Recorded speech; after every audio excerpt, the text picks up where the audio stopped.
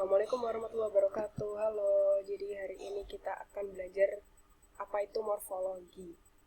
Kalau dibedah secara kata ya, morf itu artinya bentuk, sedangkan logi itu artinya ilmu. Jadi ketika mendengar kata morfologi, itu ilmu yang mempelajari tentang bentuk. Bentuk itu bisa luas, makanya ketika kamu mendengar kata morfologi, tidak hanya kamu temukan di linguistik atau di bahasa, tapi kamu bisa menemukan ilmu ini di biologi. Kenapa? Karena kita kan di biologi juga mempelajari tentang ilmu bentuk.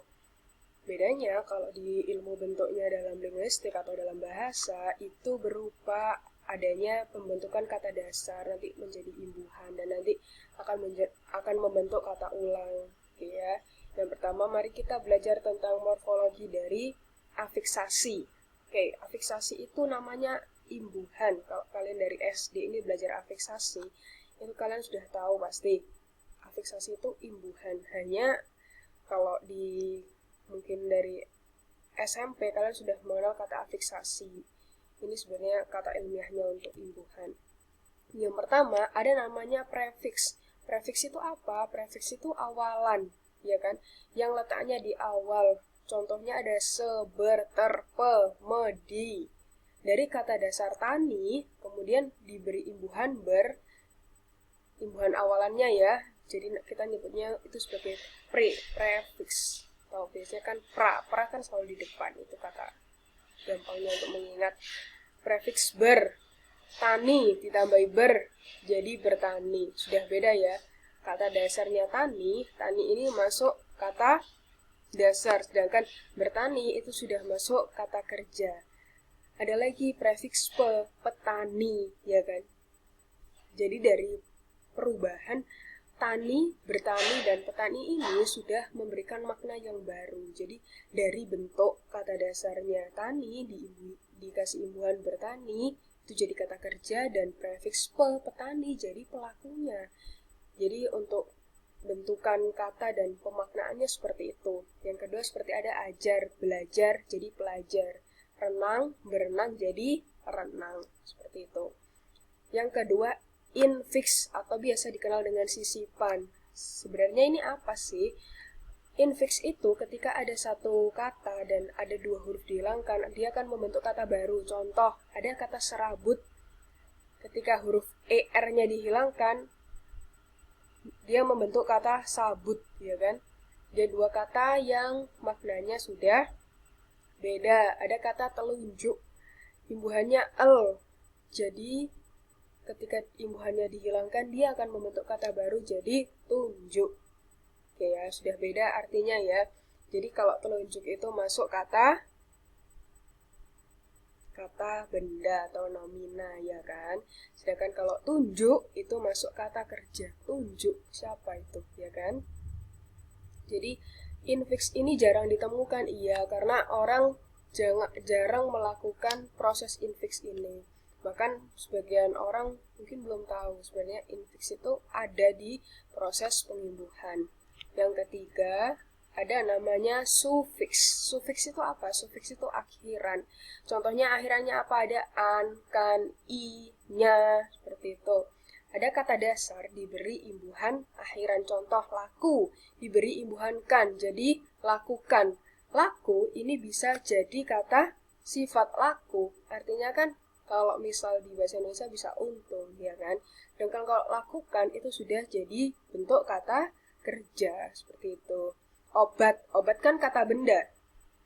Jadi obati itu udah jadi kata kerja, seperti itu ya. Oke, yang keempat ada namanya konfiks. Konfiks ini awalan dan akhiran digabung. Bagaimana bisa digabung, Bu? Kan itu ada kata perjuangan. Mari kita pisah.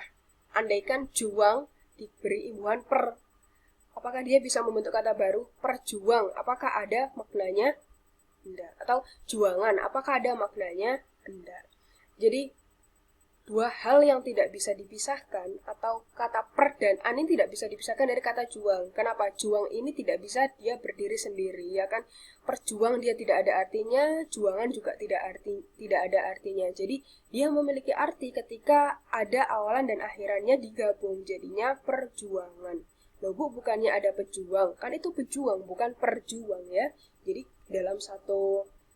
dalam linguistik ini, perbedaan satu huruf saja itu sudah bisa membedakan artinya. Oke. Sepertinya kita juga mempelajari itu di semua bagian linguistik. Jadi dari bahasa Indonesia, bahasa Inggris, atau bahasa apapun.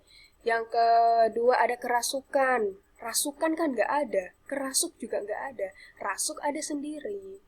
Sampai ada filmnya itu ya. Oke, jadi kalau kerasukan ini masuk konfiks karena apa? Rasukan tidak bisa berdiri sendiri dan kerasuk juga tidak bisa berdiri sendiri. Makanya dia perlu dijadikan satu menjadi kata kerasukan. Yang kelima ada namanya klofiks. Apa itu klofiks? Klofiks itu awalan dan akhiran pisah. Contohnya gimana, Bu? Klofiks itu ada kata dasar diberi dengan imbuhan. Dan imbuhannya awalan dan akhiran. Bedanya sama konfiks. Kalau konfiks, dua-duanya tidak bisa berdiri sendiri. Tapi kalau klofiks, lihat ya, melupakan ketika dia dipisah dengan salah satu imbuhan saja. Coba kita pisah dengan imbuhan prefiks. Jadinya kan melupa. Melupa ada artinya ada. Kamu sengaja untuk melupa. Ya kan? Lupakan, itu ada di sufiks. Artinya apa? Itu perintah untuk melupakan.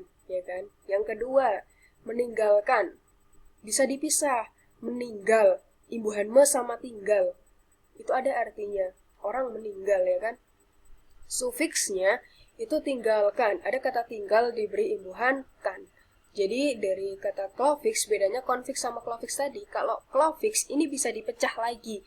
Dia bisa dipecah prefiks sendiri, bisa dipecah sama sufiks sendiri. Dia masih punya arti di keduanya. Oke ya.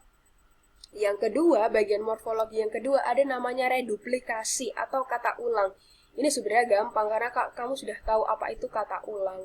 Dan dalam linguistik disebutnya sebagai reduplikasi. Ini anak dari morfologi. Yang pertama, kata ulang dari kata dasar. Contoh jalan-jalan. Apa kata dasarnya? Ya jalan, ya kan? Jalan diulang lagi jadi jalan-jalan atau jari-jari. Boleh kan? Yang artinya berarti banyak. Jalan-jalan berarti kan nggak cuma ada di satu tujuan aja, ya kan? Yang kedua, ada pengulangan dengan perubahan bunyi. Gimana contohnya? Yang tadi kan ini jalan-jalan sama ya, bentuk dan pengucapannya. Kalau ini udah beda, sayur-mayur, ya kan? S berubah jadi M. Ini namanya pengulangan dengan perubahan bunyi. Ada lauk pauk, ada ramah tamah, ada bolak-balik. Boleh keduanya, boleh. Yang ketiga, ada pengulangan dengan infiks. Apa itu infiks? Infiks itu kan tadi sisipan. Coba kita lihat, tali temali. Udah beda ya, tali dia berdiri sendiri dan ada kata temali. Temali ini yang disisipi dengan infiks. Ketika em-nya dihilangkan, dia jadi tali-tali. Tapi ketika em-nya dimasukkan, dia jadi tali temali. Seperti itu. Yang keempat, ada namanya pengulangan afiks ya. Apa Bu pengulangan afiks itu? Pengulangan afiks itu ada yang di prefiksi tadi, berlari-lari. Apa afiksnya? Berarti kan ber. Kalau kalian ada pertanyaan kayak gini ya, mana yang merupakan afiksasi? Pilihannya A berlari, B lari, C tari, D pemuda, E misal tulis. Maka jawabannya ya yang berlari. Yang bukan kata dasar, yang menerima bentuk baru, yang menerima imbuhan. Jadi afiks itu kan ibaratnya sebagai induknya.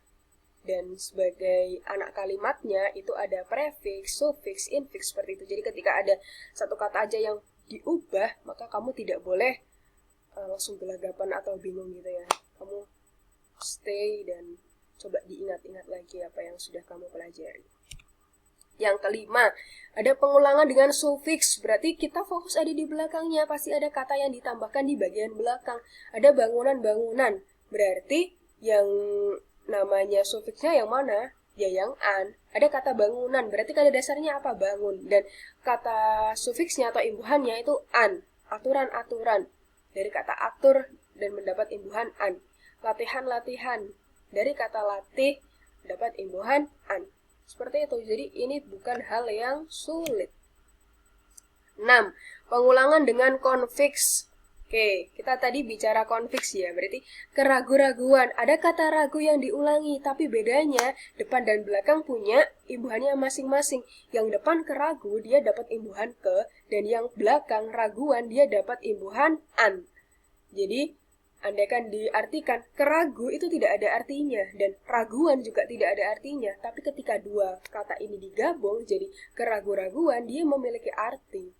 Contoh lagi, merahan, ya kan? Kemerah tidak ada artinya dan merahan juga tidak ada artinya, tapi ketika dia disatukan, dia memiliki arti.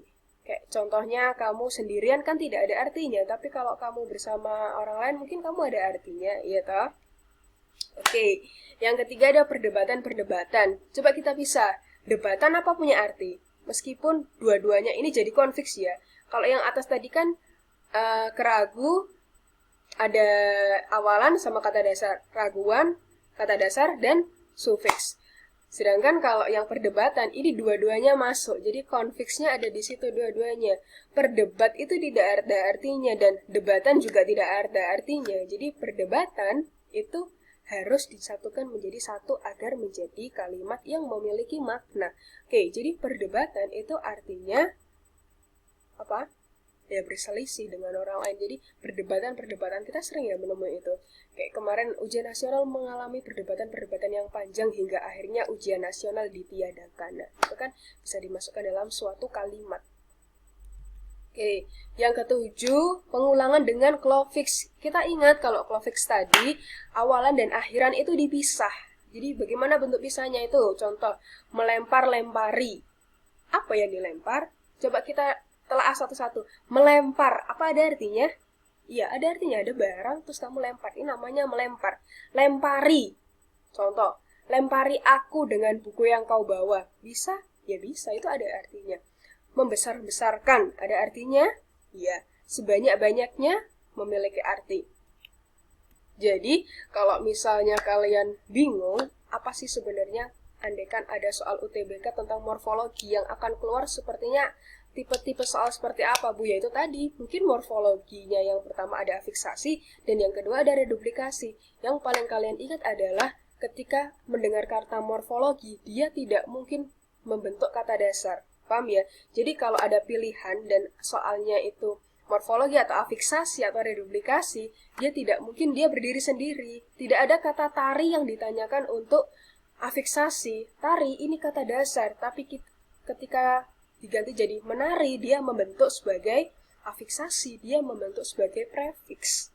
Oke ya, sekian pembelajaran hari ini. Semoga morfologi ini bisa mempermudah kalian untuk tes UTBK selanjutnya ya. Tetap semangat, jangan lupa belajar, meskipun bosan, tapi kamu harus terus belajar. Jangan pernah lelah untuk belajar.